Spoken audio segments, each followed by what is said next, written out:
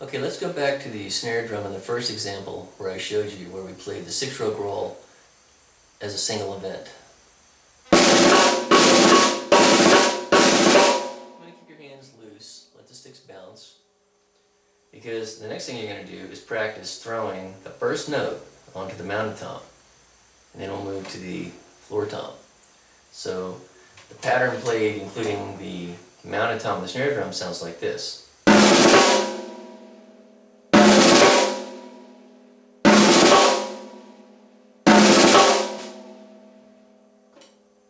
Use the floor tom, it sounds like this.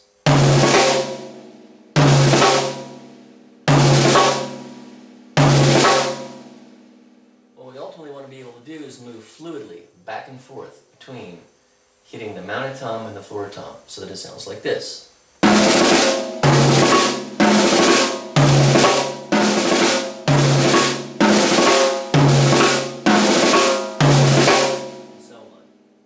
Then we want to come up with combinations where we increase our ability to basically send the 6-stroke roll. So one way you can do that is to take the example I showed you in the snare drum portion and play 2 sets of the rolls using the mounted tom as the accent point.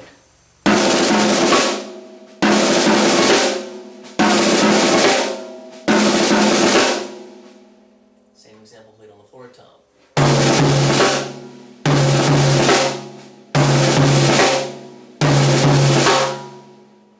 When you get comfortable with that, you can move back and forth between the mounted tom and the floor tom. So this sounds like this.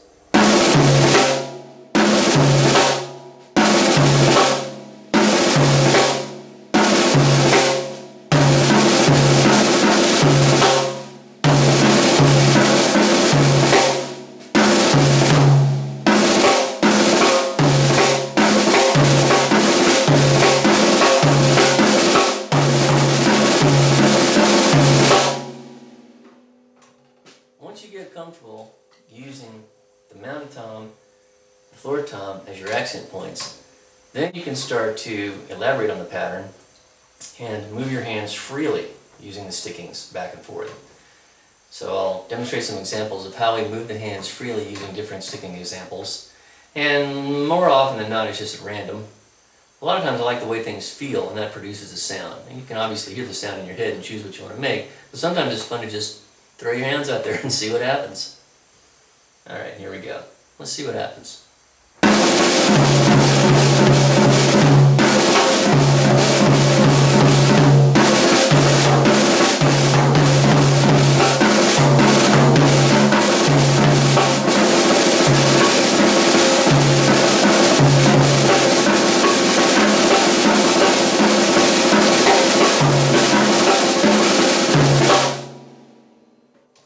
Obviously it's going to take a little bit of time to get used to doing it, but you can bring yourself up to it. Practice it slowly. For example, let's slow everything I just did way down. I don't remember exactly what I did, so it's going to be at random, but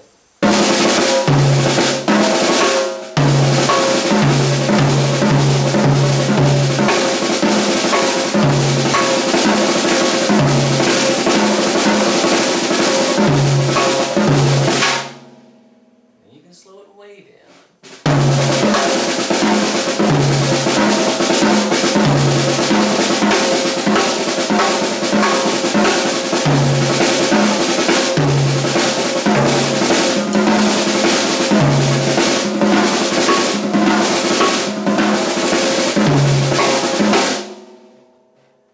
Practice this slowly. You will develop that sensation of knowing just where the next beat needs to be emphasized a little bit, and you know what I'm talking about, where you make those micro-second adjustments in the fingertip pressure, wrist pressure, all those little teeny tiny adjustments that happen in a fraction of a second.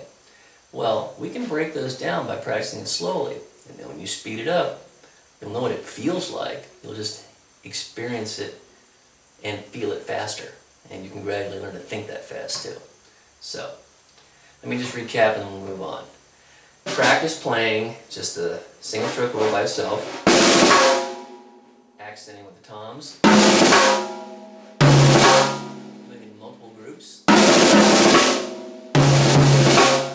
throwing the sticks so that you get different sticking patterns landing on different surfaces. And practicing it very slowly.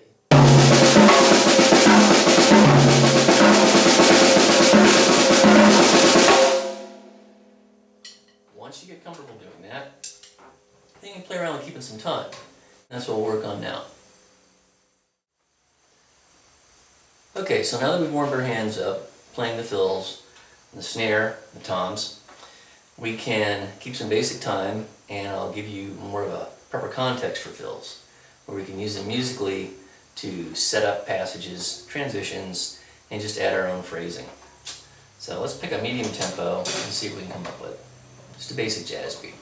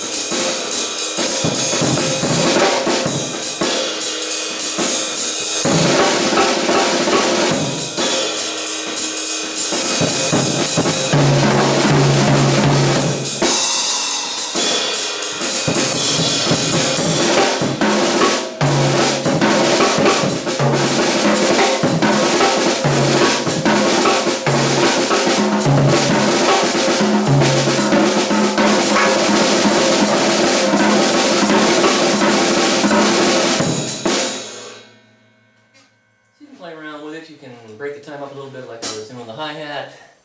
You don't have to play everything exactly on the beat. You can use it to start maybe on the and of a note and stretch it across the bar.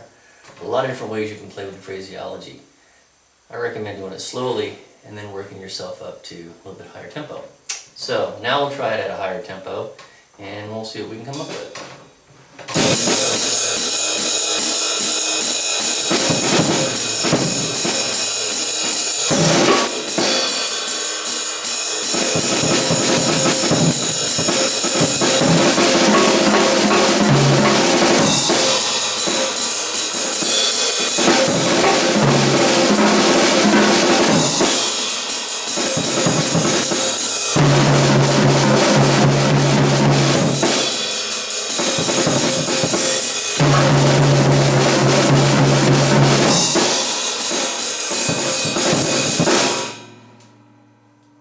The thing we've got to be careful about is letting it get away from ourselves. So work up to what I showed you.